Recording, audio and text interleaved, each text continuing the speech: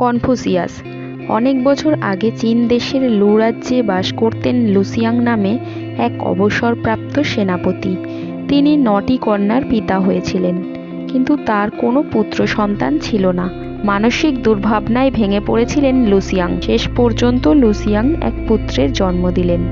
এই পুত্রই পরবর্তীকালে হয়েছিলেন বিখ্যাত পণ্ডিত কনফুসিয়াস। কনফুসিয়াস মানুষ হয়েছিলেন তার মা চেংয়ের কাছে। চেং তাকে স্থানীয় একটি স্কুলে ভর্তি করে দিলেন। ছোট থেকেই জ্ঞানার্জনের স্পৃহা ছিল কনফুসিয়াসের মনের মধ্যে। ধর্মের প্রতি ছিল তার গভীর আকর্ষণ। সে সময় চীন দেশের ধর্ম ছিল নানা কুসংস্কারে ভরা। প্রকৃতির যে কোনো বিপর্যয়কে তারা ঈশ্বরের ক্রোধ বলে মনে করত। কিশোর বয়সে কনফুসিয়াস নিজেকে সহজ সরল পথের পথিক করে তুলেছিলেন। যখন তার 15 বছর বয়স, তখন মায়ের মৃত্যু হলো। এই ঘটনাতে কনফুসিয়াস খুবই আঘাত পেয়েছিলেন। কনফুসিয়াস নানা জায়গাতে গিয়ে পুঁথি পড়তে থাকেন। প্রাচীন পুঁথির প্রতি তার আকর্ষণ ছিল। এই পুঁথি পড়ে তিনি মানব সভ্যতার গোপন রহস্যের কথা জানতে পারলেন। কনফুসিয়াস ছিলেন উদার প্রকৃতির মানুষ। যৌবনে পদার্পণ করার পর বিয়ে করলেন। স্ত্রীর নাম পরিচয় সবকিছুই ছিল তার অজ্ঞাত। তার স্ত্রীর গর্ভে এক পুত্র ও 2 কন্যা জন্মগ্রহণ করে। 30 বছর বয়সে কনফুসিয়াস বেরিয়ে পড়লেন দেশ পরিভ্রমণে। প্রত্যক্ষ করলেন সামাজিক ও অর্থনৈতিক অবস্থা।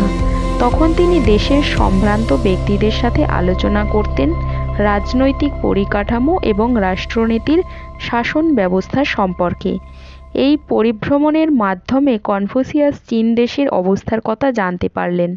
তিনি বুঝতে পারলেন দেশ জুড়ে চলেছে অন্যায় অত্যাচার। একটি রাজ্যের সাথে অন্য রাজ্যের যুদ্ধ বিগ্রহ লেগেই চলেছে। কনফুসিয়াস বিশ্বাস করতেন যে আইনের দ্বারা মানুষকে শাসন করা সম্ভব নয়। মানুষকে আরও উন্নত করে তুলতে হবে।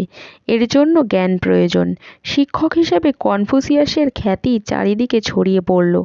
বিভিন্ন দেশের রাজা তাকে শিক্ষাচার্য হিসেবে আমন্ত্রণ জানিয়েছিলেন। তিনি চীনের অভিজাত সম্প্রদায়ের মধ্যে গণ্যমান্য ব্যক্তি হিসেবে পরিচিত ছিলেন। কনফুসিয়াস আন্তরিকভাবে বিশ্বাস করতেন যে মানুষের নৈতিক চরিত্রের উন্নতি ঘটাতে না পারলে মানুষ কখনো সৎ পথের পথিক হতে পারবে না। ধীরে ধীরে তার কথা শোনার জন্য মানুষ তার কাছে আসতে লাগলো। কনফুসিয়াস এক বৃহৎ অনুগত মণ্ডলী গড়ে তুললেন। 71 বছর বয়সে তিনি পা দিলেন। মাঝে মাঝে শরীর অসুস্থ হয়ে পড়ছিল। তিনি বুঝতে পারলেন এবার তাকে পৃথিবী থেকে বিদায় নিতে হবে। খ্রিস্টপূর্ব 479 কনফুসিয়াস মহাপ্রয়াত হলেন। কনফুসিয়াসের মৃত্যুর পর তার শিষ্যরা তার সমাধিস্থলকে ঘিরে মন্দির গড়ে তুলেছিল। তার অন্যতম বাণী দয়া, সততা, পবিত্রতা, ভালোবাসা, জ্ঞান, মহত্ত্বতা মানব জীবনের শ্রেষ্ঠ গুণ। এছাড়াও তিনি মনে করেন পৃথিবীর সকল মানুষই সমান, প্রত্যেকেই একই ঈশ্বরের সন্তান।